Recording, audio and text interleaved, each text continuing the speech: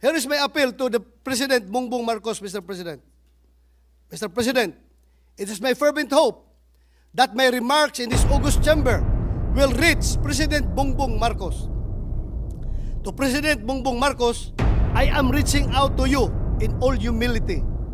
I do so not only as a concerned citizen and a resident of Davao City. I speak also as someone who deeply believes in your commitment to this nation. Marami na po tayong narinig sa balita.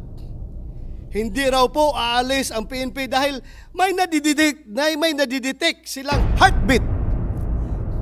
Tama ba ang ginagawang pagsasagawa ng search operation sa loob ng QOGC compound kahit wala namang na-issue ang korte na search warrant?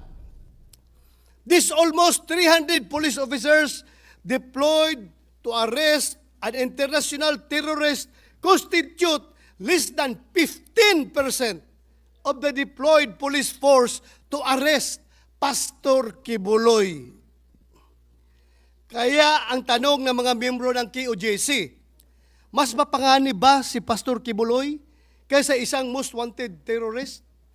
Mas mapanganib ba ang Davao City compared doon sa Mama Sapano na napakaraming umiikot ng mga armadong tao? Around 2,000 cops from Police Regional Office 10, 11, 12, and 13 were deployed to implement the warrant of arrest against the leader of QOJC, Pastor Kibuloy, and 5 others. At this point, I want to make on record that we are not questioning the authority of the PNP to implement valid warrants of arrest issued by a court of competent jurisdiction. We are not questioning their desire to fulfill their mandate to arrest the person subject of the warrants of arrest. Ang tanging tanong po ng mga taga-QOGC, Mr. President, ay bakit kailangang mag-deploy ng higit 2,000 na pulis mula sa iba't ibang region para mahuli ang 6 na katao na miyembro ng QOGC? Kailangan ba na pag-implementa ng warrant ay magkampo sa loob at labas ng QOGC compound ang ating mga kapulisan? Tama ba ang ginagawang pagsasagawa ng search operation sa loob ng QOGC compound kahit wala namang na-issue ang korte na search warrant? Ano ang maaring gawin ng mga miyembro ng QOJC para maprotektahan ang kanilang mga karapatan? Saan pa sila pwedeng humingi ng tulong para matigil ang tila panggigipit sa kanila?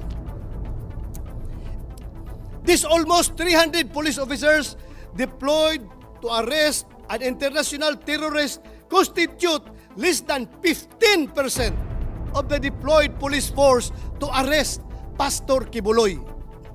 Kaya ang tanong ng mga miyembro ng QOJC, mas mapanganib ba si Pastor Kibuloy kaysa isang most wanted terrorist?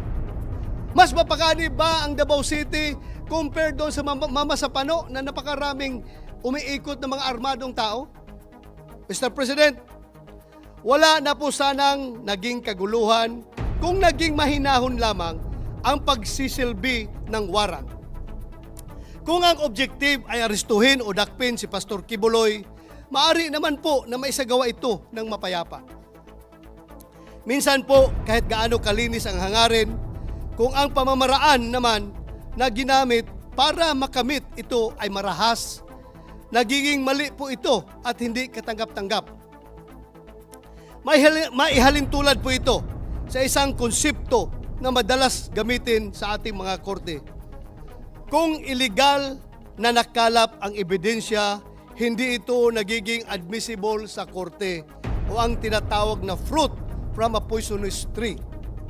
Pasintabi po sa mga pamunuan ng PNP PRO 11. Pero tila isinusubo nyo sa kapahamakan ang ating mga pulis. Inaakay ninyo sila sa bangin na maaring magdulot ng kamatayan sa kanilang mga promising careers. Kung hindi po sana naging overacting o overkill ang pagsisilbi ng warrant, ay nanatili lamang within the standard operating procedure, wala sanang gulo. The overwhelming number of police camping in front of the gates of QOJC with the simple goal of serving a warrant will naturally create fear and tension.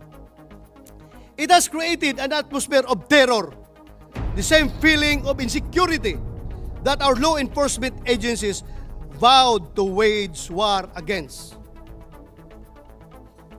PNP camping. Simula noong madaling araw ng August 24, 2024 hanggang sa oras na ito, nanatili ang pagkakampo ng mga pulis sa loob at labas ng QOJC compound. Gaano karami po bang bilang ng mga pulis ang kailangang i-deploy para arestuhin ang isang tao? Kinakailangan ba na magkampo pa ang mga pulis ng ilang araw gamit ang resources na pamahalaan para lamang sa isang simpleng operasyon na pagsisilbi ng warrant? Ang pagtitirik ng kampo ng ating kapulisan sa tarangkahan ng QOJC ay hindi lamang nakapagdudulot ng matinding abala sa kasapian ng QOJC, kundi maging sa mga komunidad na nakapalibot dito. Baka sabihin ng iba, ang babaw naman kung ang inireklamo lamang ay ang abalang dulot ng operasyon. But no, Mr. President, there is more to this than just inconvenience. Higit sa abala na dulot ng kaguluhan na ito, ang mas nakaalarma ay kung nagawa ng kapulisan natin na magkumpulan sa iisang lugar ng ilang araw. Paano na lamang po ang kanilang mga sariling mga area of jurisdiction? Sino na po ang naiwan doon para makapagbigay ng serbisyo publiko sa mga mamamayan na nangangailangan ng kanilang tulong? Tila napaka-espesyal naman po ni Pastor Kibuloy para pagtutuunan siya ng halos buong puwersa ng kapulisan ng 4 na police regional offices ng Pilipinas. Halos po ang buong Mindanao na po. Puwersa ng buong Mindanao andoon na sa premises ng Kingdom of Jesus Christ, Mr. President. Illegal search. As far as the QOJC members are concerned, there is no valid search warrant issued to conduct a search inside their compound. The only judicial process issued by the court are the warrants against Pastor Kibuloy and 5 others. Due to lack of a valid search warrant, QOJC are claiming that searches made and being made by the PNP inside the QOJC compound are illegal and unconstitutional. They claim that PNP cannot and should not claim that such search is incidental to a lawful arrest. They anchor their stand on the established rule in the numerous Supreme Court decisions that the law requires that there first be a lawful arrest before a search can be made. The purpose cannot be reversed. Kung hindi pa nahuhuli o naaresto si Pastor Kibuloy o ang ibang miyembro ng QOJC na subject ng warrant of arrest, bakit nagsasagawa ng search ang PNP sa compound ng QOJC? May bago na po bang alituntunin ang PNP sa pag-iimplementa ng warrant of arrest? Tayo po mga pulis, isama ko na po ang aking sarili, ay mga takapagpatupad ng batas. Hindi po tayo mga alipin nito, pagkat tayo po ay may mga isip at puso. Higit sa lahat, hindi tayo mga kasangkapan na mga nakakataas sa atin na maaari tayong ituring na mga tao-tauhan sa ngalan ng batas para sa kung anumang motibo nila. Ang tunay na adhikain ng mga sumulat ng batas ay ang pangalagaan ang kapakanan ng bawat isa, ang mapaglingkuran at mabigyang proteksyon ang lahat, to serve and protect. Recourse of KOJC, Mr. President.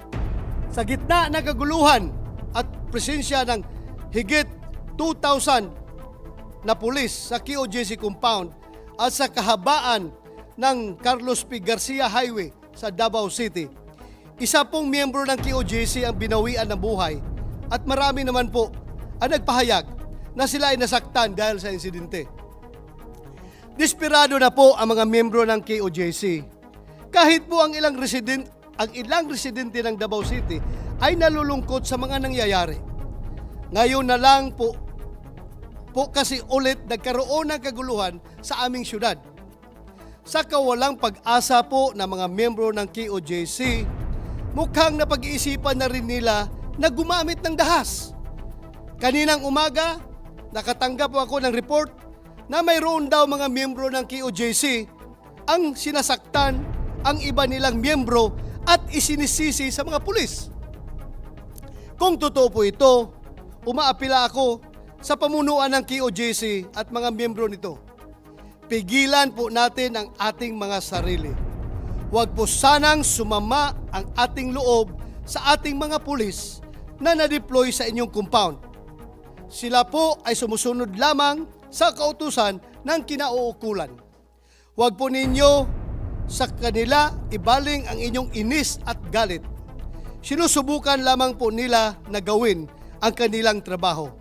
Sigurado po ako na mas marami sa kanila ang hindi pinili na ma-deploy sa KOJC compound.